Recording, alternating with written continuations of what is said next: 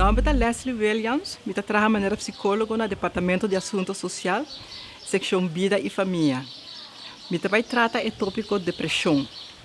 A temporada de crise aqui está ocasionando grado alto de estresse cerca da gente.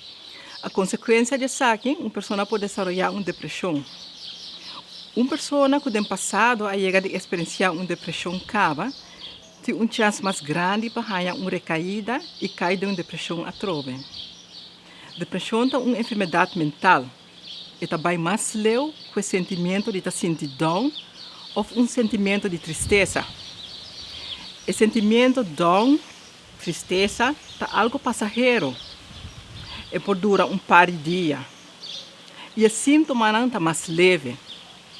Por exemplo, hora que você se sente down, toch você gosta de vida e toch tem alguma coisa que está sendo alegre. Nós estamos falando de uma depressão, hora que o sintoma não está existir por um tempo acaba. O sintoma está presente por lo menos 2 semanas seguidas. E aqui é mais grave que suna de uma tristeza passageira. O sintoma não pode falta de apetite, e pode ter dificuldade de dormir, por exemplo, dificuldade para pegar sonho, ou o sonho está interrompido, pode lanta muito trempão, ou pode dormir demais.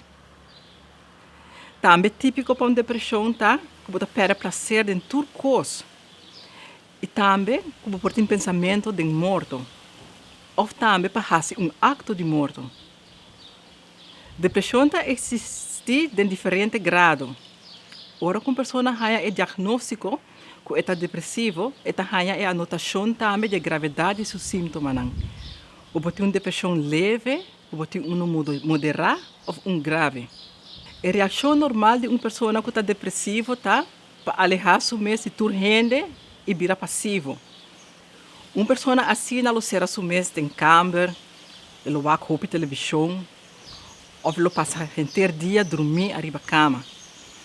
Sin embargo, está justo o acto que está pondo que a depressão está queda existir e te hasta virar mais grave. O primeiro passo para melhorar o estado de ânimo está para trazer mais estrutura na vida diária. Não dorme muito lado, lanta na hora, come na hora e come saudável. E vira mais ativo. Você pode passear num quartigo, baila mais um rato, ou faz uma tarefa chiquita na casa, reuma para um caixa, ou acaba com um projeto que vai começar com ele.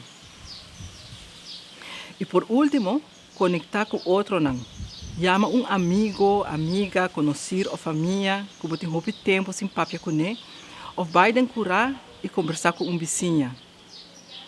Entre 2 horas da tarde e 10 horas da noite, todo dia, também durante o dia de festa, tem a oportunidade também para chamar nossa linha de ajuda.